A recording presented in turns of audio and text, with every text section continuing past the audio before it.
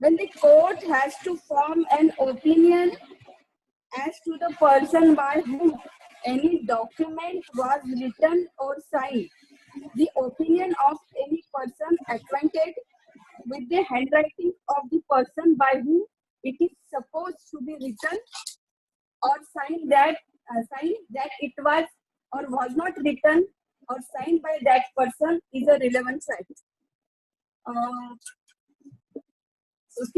त्याच्याखाली एक्सप्लेनेशन दिलेलं आहे. A person is said to be acquainted with the handwriting of another person when he was seeing that person write or when he has received documents purporting to be written by that person in answer to document written by himself or under his authority and addressed to that person, or when in the ordinary course of business documents purporting to be written by that person have been habitually submitted to him.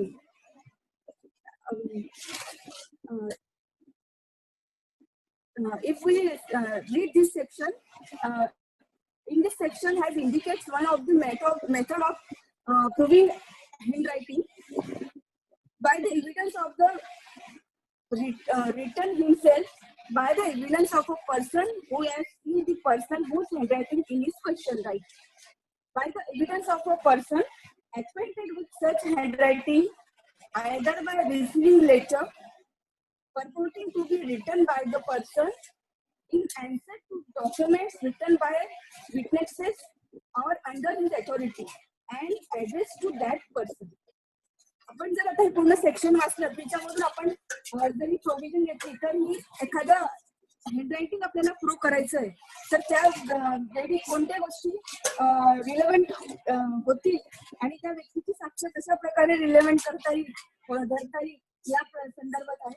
त्याच्यामध्ये एक पहिली गोष्ट अशी की जी व्यक्ती जर एखादी व्यक्ती डॉक्युमेंट प्रिपेअर करते आणि तिच्यासोबत जर काम करणारी दुसरी तिची एम्प्लॉई वगैरे अगर कोणीतरी व्यक्ती असेल आणि तिच्याबरोबर ती काम करत असेल तर अशा वेळेस त्या व्यक्तीने तयार केलेले डॉक्युमेंट आणि ती त्याच्या सानिध्यात नेहमी असणारी असेल तर ती त्याच्या जी व्यक्ती जी साईन करते डॉक्युमेंट प्रिपेअर केलंय आणि किंवा ती साईन करते तर ते डॉक्युमेंट तिच्या त्या व्यक्तीच्या दुसऱ्या व्यक्तीच्या बघण्यामध्ये आलेलं आहे आणि तो तिचे सिग्नेचर नेहमी पाहण्यात आहे त्याचे आणि त्यामुळे एखाद्या डॉक्युमेंट संदर्भात कोणता पुढे हा इश्यू उपस्थित होतो त्यावेळेस त्या अदर पर्सनची साक्ष इथे रिलेव्हंट होईल.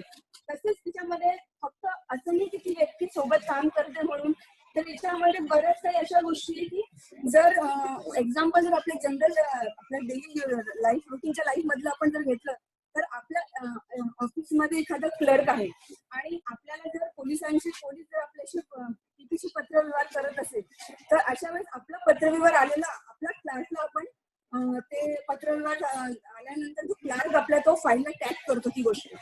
तर यामध्ये जर तो जो संबंधित पोलीस स्टेशनचा पीआय जर आपल्याला पत्र देत आहे आणि ते पत्र माझ्या नावाने आलंय पीपीच्या नावाने आणि मी ते माझ्या क्लर्कला देते तर क्लर्कने ते पत्र क्लर्कलाही माहिती की संबंधित पोलीस स्टेशनच्या पीआयने दिलेलं आहे आणि त्या पत्रासंबंधी एखादा जो मुद्दा उपस्थित होतो तर माझ्या बरोबर ती जी आहे माझी संबंधित क्लर्क तिची पण साक्ष ही रिलेव्हंट होईल कारण तिला माहिती आहे की नेहमीच हा पत्रव्यवहार तिला पीआय करत असतो आणि त्यामुळे तिलाही त्या हँडरायटिंग बद्दल ती पण एक्सपेरियन्स झालेली आहे त्यामुळे तिची साक्ष पण इथे रिलेव्हंट होईल.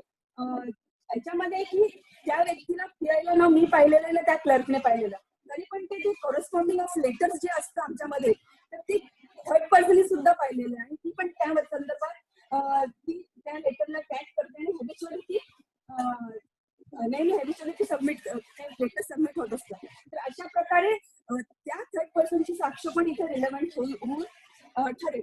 आता इथे इलस्ट्रेशन आहे दिलेलं आहे. Question is weather a question is whether a given letter is in handwriting of a merchant in London. B is merchant in Calcutta who has written letter addressed to A and received letter purporting to be written by him. C is B's clerk whose duty it was to examine and file B's correspondence. D is B's broker to whom B habitually submitted the letters purporting to be written by A for the purpose of advising with him thereon. The opinion of B, C, and D on the question whether the letter is in handwriting of A are relevant, though neither B, C, nor D ever saw A write. Madam disturb कर रहा हूँ थोड़ा। Madam आपका आवाज ऐसा cut cut के आ रहा है, शायद फैन बहुत जोर से चल रहा है या बहुत दूर है। आ नहीं रहा क्या आवाज? कट कट के आ रहा है, माने स्पीकर पास में नहीं है शायद। अभी आ रहा है क्या? हाँ अभी अच्छा आ रहा है। हाँ अच्छा आ रहा है, ठीक है आ रहा है ना। तो थोड़ा आप जोर से बोलो, थोड़ा जोर से बोलो। ठीक है, मैं जो अभी जो मैंने एक्सप्लेनेशन हुआ उसके नीचे का इलस्ट्रेशन पढ़ रही हूँ। हाँ A question, the question is whether a given letter is in handwriting of a merchant in London. B is merchant in Calcutta who has written letter addressed to A and received letter purporting to be written by him. C is B's clerk whose duty it was to examine and file B's correspondence. D is B's broker to whom B habitually submitted the letter purporting to be written by A for the purpose of advising with him thereon. The question of B, C, and D on the question whether the letter is in the handwriting of A are relevant, though neither B, C, nor D ever saw or A written. A write. आता जर आपण पूर्ण explanation पाहिलं आणि त्यानंतर हे इलिस्ट्रेशनला अजून ही गोष्ट क्लिअर होईल की जर आता याच्यामध्ये ए इज अ मर्चंट इन लंडनला आहे तो मर्चंट आणि बी हा कलकत्तामध्ये राहणार आहे आणि ए नेहमी बीला पत्रव्यवहार करत असतो आणि त्याचा जो पत्रव्यवहार आहे तो बी आल्यानंतर त्याचा जो सी आहे क्लर्क त्याच्याकडे तो टॅग करण्यासाठी फाईल मध्ये टॅग करण्यासाठी देत असतो आणि हा जो सी आहे हा सी तो त्याचा जो ब्रोकर आहे डी तो डी ला तो कोणत्याही ऍडवाइस तुमच्या संदर्भात काही विचारपूस ऍडवाइस वगैरे करण्यासाठी त्या लेटरचा ला तो नेहमी त्याच्याशीच कन्व्हर्सेशन करत असतो. तर याच्यामध्ये ए ला बी सी डी यांनी लिहिताना पाहिलेलं नाहीये तरी पण त्यांचं ते करस्पॉन्डन आहे लेटरचं त्याच्यामुळे ती जी हँडरायटिंग आहे ती बी सी डी हे तिघही त्यांच्या परिचित झालेली आहे. त्यामुळे जर एखादा मुद्दा जर त्या संदर्भात उपस्थित झाला त्या डॉक्युमेंट संबंधित तर बी सी आणि डी यांची साक्ष इथे रिलेव्हंट ठरेल. ओके, तर याच्यामध्ये आपल्याला फक्त काही गोष्टी अशा असतात की आपण जेव्हा आपल्या प्रॅक्टिकल याच्यामध्ये कोर्टात काम करताना प्रॅक्टिकली आपल्याला या सेक्शनचा बराच वेळेस उपयोग होतो. तर सेक्शन 47 आपण जर एखादा घटनाचा पंचनामा असतो त्या ठिकाणी जी घटना घडलेली असते तर ती एक तर फिर्यादीला माहित असते किंवा जो तिथे उपस्थित असेल त्याला माहित असते. तर अशा वेळेस जेव्हा डॉक्युमेंट येत असतं पोलीस पंचनामा वगैरे करतात आणि तो पंचनामा जो स्पॉट दाखवणारा असतो तो फिर्यादीच असतो कारण त्याच्या बरोबर ती घटना तिथे घडलेली असते. तर अशा वेळेस तर तो आयोने तयार केलेला जो पंचनामा आहे आपण तो फिर्यादीतर्फे सुद्धा आपण तो प्रूव्ह करू शकतो कारण की त्यावेळेस त्याच्यासमोर ते डॉक्युमेंट आयोने बनवलेलं असतं आणि त्यामुळे त्या बनवलेल्या आणि त्यानेच तो स्पॉट दाखवलेला असतो त्यामुळे ते डॉक्युमेंट आपण त्याच्या थ्रू प्रूव्ह करू शकतो. तसेच असे बऱ्याच वेळेस अशा गोष्टी आपल्याला प्रॅक्टिकली कोर्टमध्ये काम करताना ह्या सेक्शनचा बऱ्याच वेळेस आपण उपयोग करू शकतो जर याला व्यवस्थित समजून घेतलं तर याच्यामध्ये दोन गोष्टी लक्षात ठेवायचे की समोर ज्या व्यक्तीला आपण परिचित आहे सिग्नेचर केलेली त्या व्यक्तीने मग तो आपला हायर अथॉरिटी असो किंवा आपल्याला त्याने एखादा म्हणजे ए हा ऑफिसर आहे आणि त्याने त्याच्या एम्प्लॉईला सांगितलं एखादं लेटर लिहायला आणि एम्प्लॉईने त्याच्या हँडरायटिंग मध्ये लेटर लिहिलं आणि सिग्नेचर त्याने त्या अथॉरिटी ऑफिसरने केली तर ते डॉक्युमेंट सुद्धा त्याचा एम्प्लॉई त्याच्या थ्रू ते प्रूव्ह होऊ शकतं. फक्त त्याचे रिझन व्यवस्थित आणायला पाहिजे की ते डॉक्युमेंट तो कसा काय त्या व्यक्तीला ओळखतो आणि त्यावेळेस तो ती सिग्नेचर कशी काय त्याने ओळखली वगैरे या सगळ्या गोष्टी व्यवस्थित आणल्या तर ह्या सेक्शनद्वारे आपण बरेच काही डॉक्युमेंट प्रूव्ह करू शकतो. ठीक आहे, पुढचं सेक्शनवर जायचं आपण. हॅलो वर्माजी. हो म्हणजे आणखी बोलायचं असेल 47 तर बोलू शकता, नाही तर next section. No problem. Next दोन गोष्टी क्लिअर केल्या याच्यामध्ये. तर आता नेक्स्ट सेक्शन बघू आपण. ठीक आहे, आता एक आहे 47A, opinion as to electronic signature when relevant. When the court has to form an opinion as to the electronic signature of any person, the opinion of the certifying authority which has issued the electronic signature certificate is a relevant fact. आता हा जर आपण पाहिलं IT act त्याच्यामध्ये section 3 मध्ये electronic signature आहे त्याच्याविषयी त्याची डेफिनेशन दिलेली आहे. इन्फॉर्मेशन टेक्नॉलॉजी ऍक्ट 2000 असा जो ऍक्ट आहे ज्यामध्ये digital signature and electronic signature बद्दल सांगितलेलं आहे. It means authentication of any electronic record by a subscriber by means of an electronic method or procedure in accordance with the provision of section 3 of this act. तर याच्यामध्ये दिलंय तर ह्यामध्ये असं आहे की जेव्हा एखादा इश्यू कोर्टासमोर येतो की डिजिटल सिग्नेचर संबंधी, की पहिली गोष्ट की आपल्याला जर डिजिटल सिग्नेचर आपल्याला जर हे करायचे असेल तर त्यासाठी आपल्याला सर्वप्रथम गव्हर्नमेंटच्या अथॉरिटीकडे ती आपल्याला रजिस्टर करावी लागते आणि त्यानंतर ती आपली डिजिटल सिग्नेचर ते अथॉरिटी आपल्याला इश्यू करतात आणि ती इश्यू करणारी अथॉरिटी असते ती सर्टिफाईंग अथॉरिटी असते. तर ती सर्व्हिस प्रोव्हायडर अथॉरिटी असते आणि ती आपल्याला ते एक लायसन देत असते. त्याच्या अनुषंगाने जर आपण डिजिटल सिग्नेचर जर आपण केली तर ते डॉक्युमेंट जर आपण पाहिलं असेल तर त्याच्यामध्ये खाली लिहिलेलं असतं डिजिटल सिग्नेचरच्या अगोदर जे डॉक्युमेंट बनलेलं असतं त्यामध्ये शासन निर्णय शासनाचा www.government of या संकेतस्थळावर उपलब्ध करण्यात आलेले आहे त्याचं संकेतांक वगैरे वगैरे असं ते त्याच्यामध्ये देशाच्या खाली डिजिटल स्थळाने ती काढण्यात आलेली आहे वगैरे असं लिहिलेलं असतं. तर ती डिजिटल सिग्नेचर असते ती इलेक्ट्रॉनिक सिग्नेचर आपल्याला सर्वप्रथम ती रजिस्टर अथॉरिटीकडे रजिस्टर करावी लागते. ती सर्व्हिस प्रोव्हायडर ती गव्हर्नमेंटची अथॉरिटी असते आणि ती डिजिटल सिग्नेचर रजिस्टर झाल्यानंतर ते आपले नमुने वगैरे घेतात आणि ती आपल्याला ती प्रोव्हाइड करतात. आणि अशा वेळेस इलेक्ट्रॉनिक सिग्नेचरचा जेव्हा प्रश्न एखादा इश्यू उत्पन्न होतो तिथे तर त्यावेळेस ती सिग्नेचर त्या व्यक्तीची आहे किंवा नाही किंवा कसं तर त्यावेळेस ती जी अथॉरिटी आहे ज्याने ती सिग्नेचर इश्यू केलेली त्या व्यक्तीला त्या सर्व्हिस प्रोव्हायडर व्यक्तीला तिथे कोर्ट ते व्हेरीफाय करण्यासाठी बोलवू शकतो आणि त्याचं जे ओपिनियन आहे ते इथे ते तो घेऊ शकतो कोर्ट. तर अशा प्रकारे ती डिजिटल सिग्नेचर त्या व्यक्तीची आहे किंवा नाही हा मुद्दा तिथे कोर्टासमोर ती व्यक्ती जी असते ती सर्व्हिस प्रोव्हायडर ती तिथे येऊन त्या गोष्टीचं स्पष्टीकरण देते की ही आणि ती त्या संबंधित जे कागदपत्र तिला त्यावेळेस त्यांनी ते रजिस्टर केलंय त्या संबंधित ते कागदपत्र वगैरे ती कोर्टात आणू शकते आणि ते सिग्नेचर त्या व्यक्तीची आहे किंवा नाही ते ती गोष्ट प्रूव्ह होऊ शकते. तर इथे 47A opinion of as to electronic signature when relevant. तर अशा प्रकारे या सेक्शनद्वारे एखादा इश्यू जेव्हा कोर्टासमोर उपस्थित होतो तर ते क्लिअर होण्यासाठी त्या अथॉरिटीला बोलून कोर्ट त्याद्वारे तो मुद्दा क्लिअर करू शकतो. ठीक आहे. अजून पुढचं सेक्शन आहे 48 opinion as to existence of right or custom when relevant. हा 48 सेक्शन आहे. त्याच्यामध्ये सेक्शन वाचू आपण.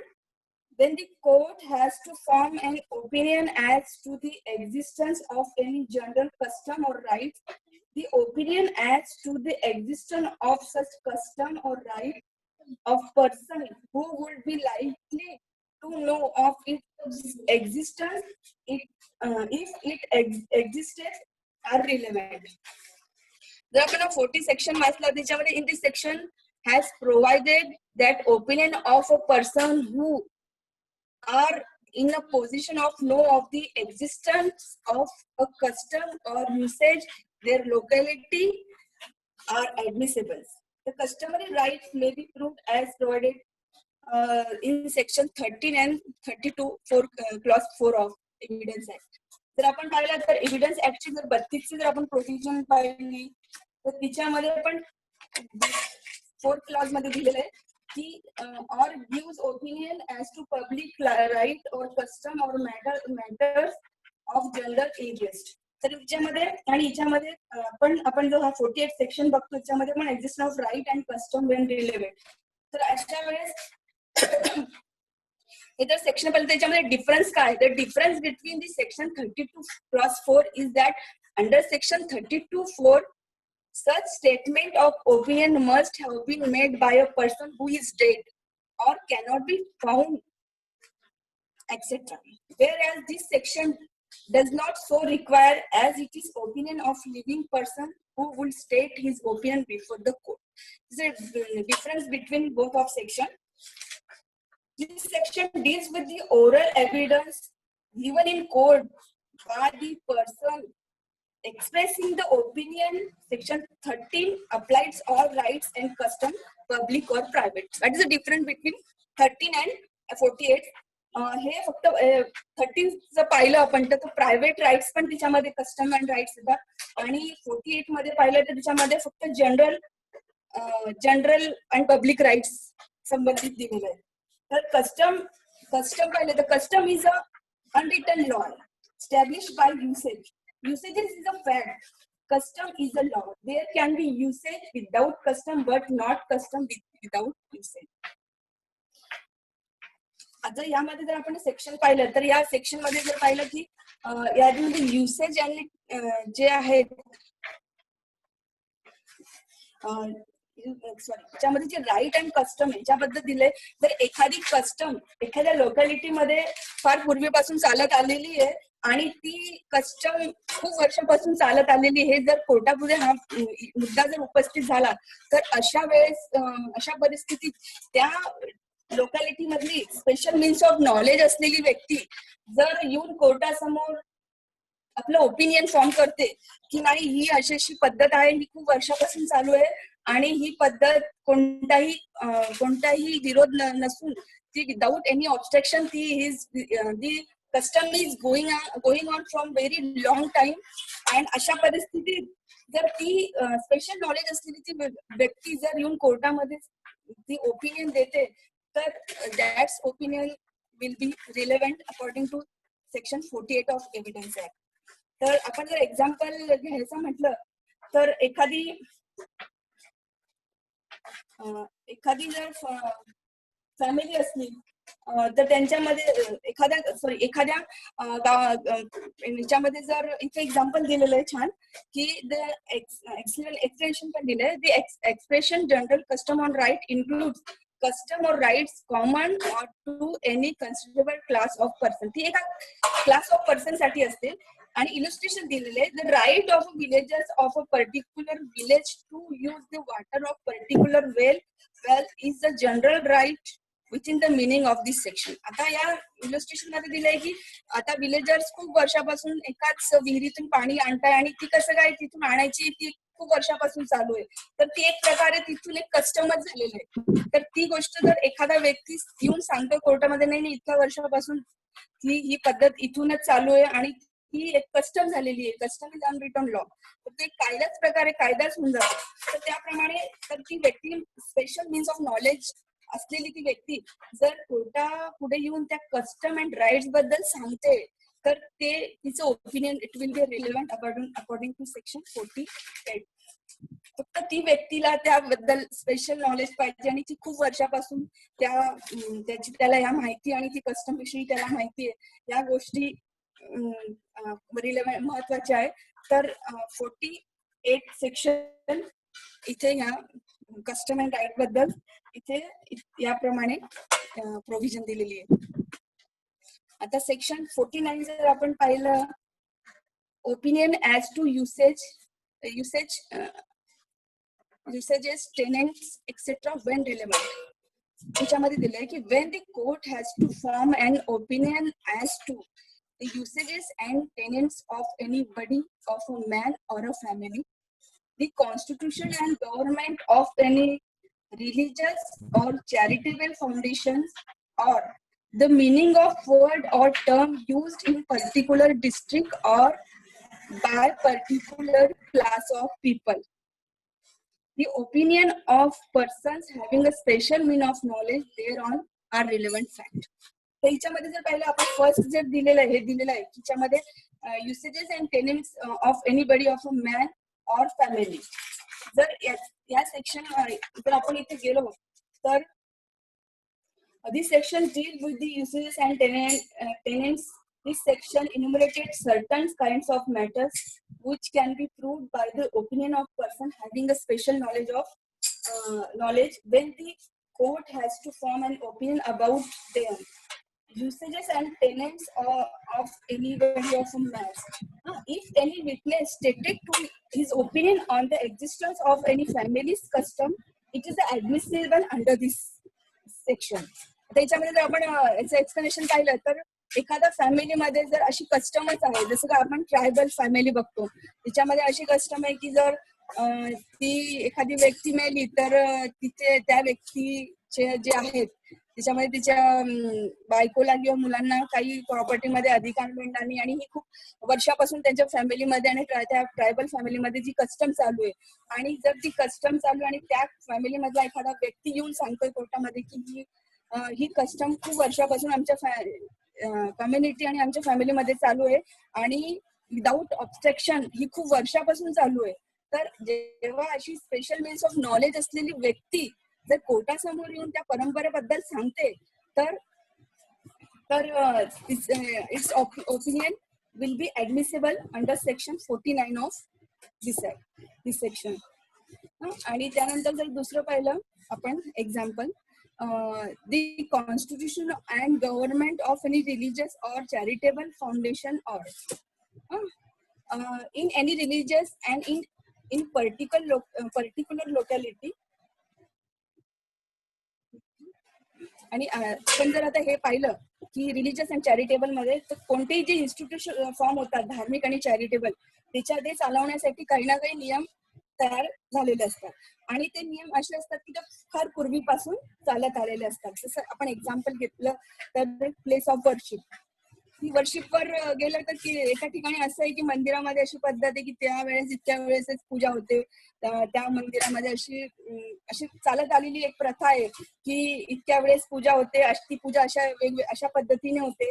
अशी खूप अशी धार्मिक ही जी आहे गोष्ट ती चालत आलेली. आणि या संदर्भात एखादा मुद्दा जर कोर्टात पुढे उपस्थित झाला तर या गोष्टीविषयी स्पेशल मीन्स ऑफ नॉलेज ठेवणारी व्यक्ती ती जर कोर्टामध्ये येऊन सांगते की असं एक वर्षापासून चालू आहे आणि ही पद्धत झालेली आणि ही आमची मंदिरामध्ये असं येऊन अशी पद्धत आहे आणि अशा प्रकारे पूजा केली जाते, इतक्या वेळेला आरती होते, इतक्या वेळेस काही काही जे असते त्यांचे धार्मिक कार्यक्रम ते सगळं ती येऊन सांगते, तर ती गोष्ट इथे रिलेव्हंट होऊन जाते, त्या व्यक्तीचं ओपिनियन इथे रिलेव्हंट होऊन जातं.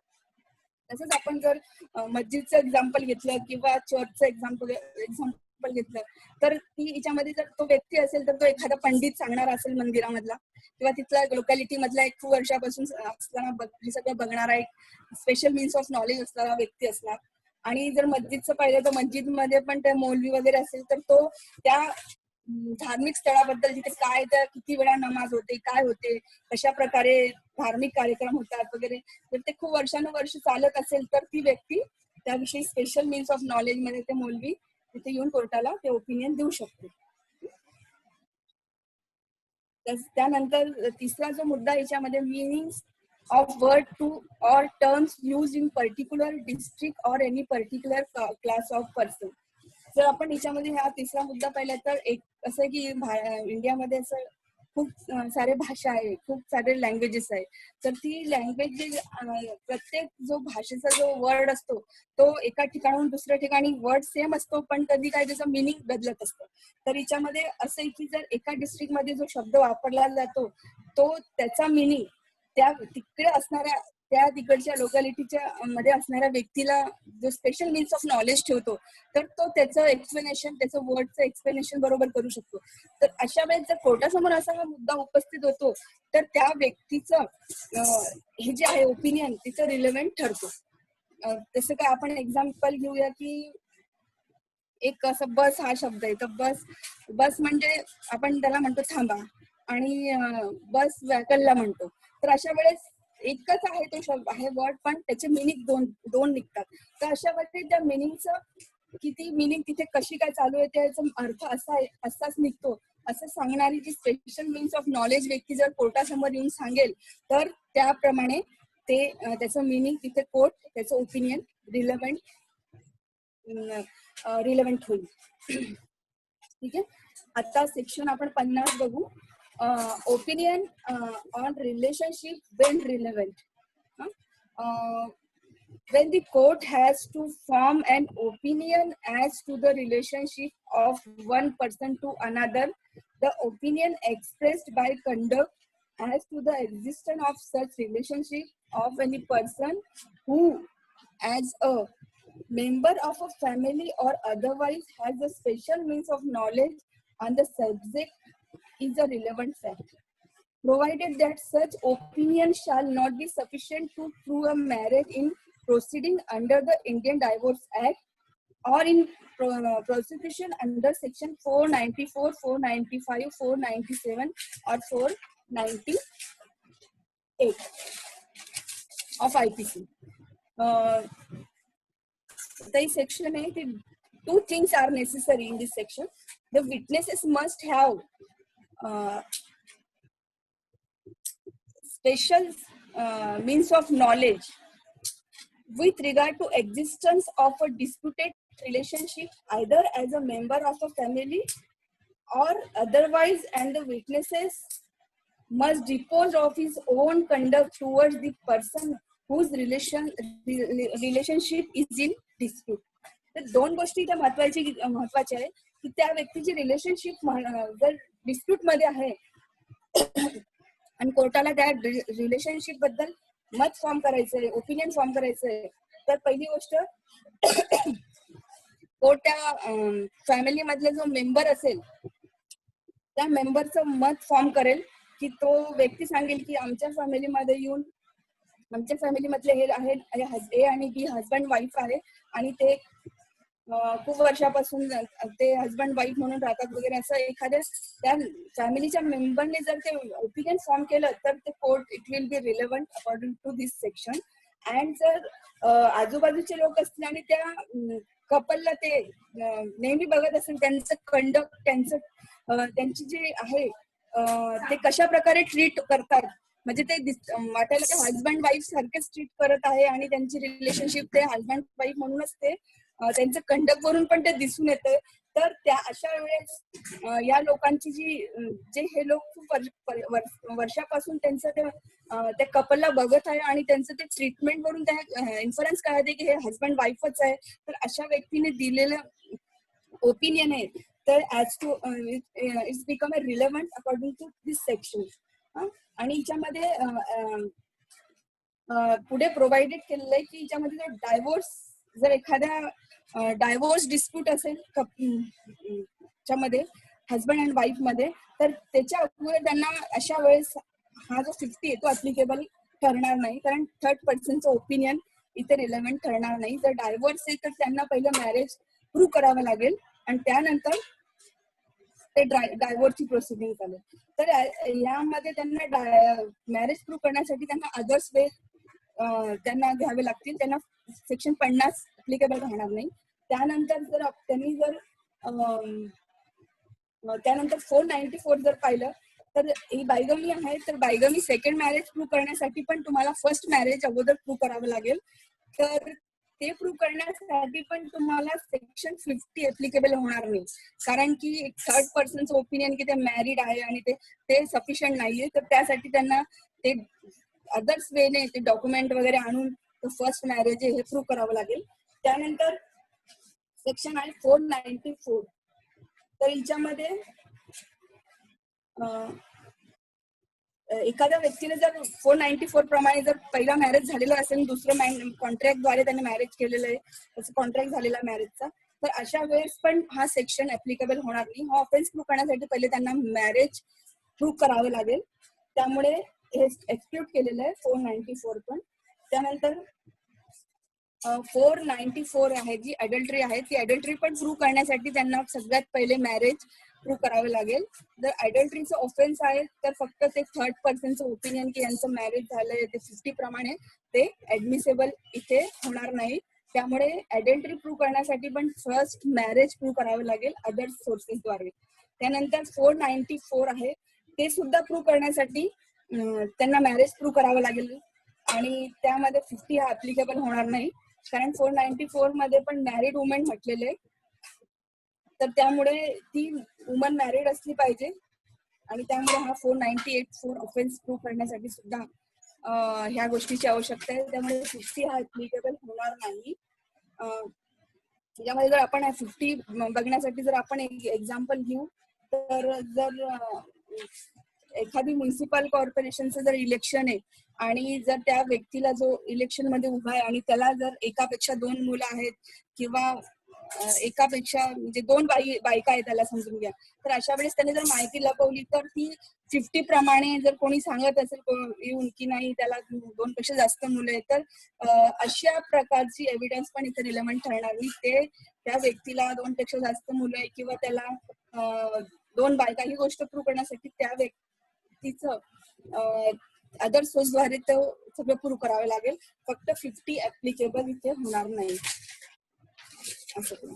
आणि याच्यामध्ये जर इलुस्ट्रेशन पाहिलं आपण तर question is whether A and B were married, the fact that they were usually received and treated by their friends as a husband and wife is relevant. Section illustration मध्ये मधूनच ही गोष्ट एकदम क्लिअर होते की त्यांचे फ्रेंड्स, त्यांचे जे लोक आहे ओळखीमधले जे, तर त्यांना ऍज अ हजबंड वाईफ म्हणूनच त्यांनी ट्रीट केलंय. म्हणून त्यांची रिलेशनशिप मध्ये कुठे डिस्प्यूट निर्माण झालाय तर तो व्यक्ती आहे जो त्यांना हजबंड वाईफ म्हणून त्यांचं कंडक्ट वरून त्यांच्या ट्रीट वरून त्यांना हजबंड वाईफ समजत आलेले आले, तर त्यांना त्या रिलेशनशिप मध्ये त्या थर्ड पर्सनचं ओपिनियन इथे रिलेव्हंट होईल. आता दुसरं जे आहे बीचं एक्झाम्पल आहे. The question is whether A was the legitimate son of B's, the fact that A was always treated as such by members of the family is relevant. यामध्ये पण असंच एक्झाम्पल आहे. जर ए हा बीचा लेजिटिमेट मुलगा आहे तर तो त्याला मुलाप्रमाणेच त्याला ट्रीट केलेला आहे आणि हे कोणीतरी फॅमिलीचे मेंबर येऊन सांगत आहे किंवा ते खूप वर्षापासून त्यांना बघत आहे की ते त्यांचं फादर आणि सनचं रिलेशन आहे, तर अशा प्रकारचं केलेलं ओपिनियन 50 प्रमाणे ऍडमिसेबल आहे आणि अशा प्रकारे हा या 50 मध्ये प्रोव्हिजन दिलेली आहे. त्यानंतर सेक्शन 51 आहे grounds of opinion Wien relevant. whenever the opinion of any living person is relevant, the grounds on which such opinion is based are also relevant. याच्यामध्ये इलस्ट्रेशन दिलं, an expert may give an account of experiment performed by him for the purpose of forming his opinion. आता आपण इतके जे हे मागचे जे section पाहिले की ओपिनियन वगैरे फॉर्म करणारे, तर हे जितके पण ओपिनियन आहे तर त्या ओपिनियनला त्यांनी दिलेल्या ओपिनियनला ग्राउंड पाहिजे. प्रत्येक गोष्ट म्हणजे प्रूव्ह करण्यासाठी ग्राउंड आवश्यक आहे. तर विदाऊट ग्राउंड ती गोष्ट आपण त्यांचं जे आहे ते म्हणणं रिलेव्हंट कोर्ट ठरू शकत नाही. तर यामध्ये दिलेलं आहे की जर आपण डॉक्टरांचं जर पाहिलं तर डॉक्टर जर 326 असेल तर जर ती इंजुरी आहे तर ग्रीवियस इंजुरी आहे तर त्याचं रिझन तिथे द्यावे लागतात डॉक्टरना. तशाच प्रमाणे ह्या grounds of opinion Wien relevant, कोणती गोष्ट रिलेव्हंट आहे त्यासाठी तिचे ग्राउंड्स देणं आवश्यक आहे. आणि एक्सपर्टने जर कोणतं एक्सपेरिमेंट केलं असेल त्याच्यामध्ये इलिस्ट्रेशन पण क्लिअर दिलंय.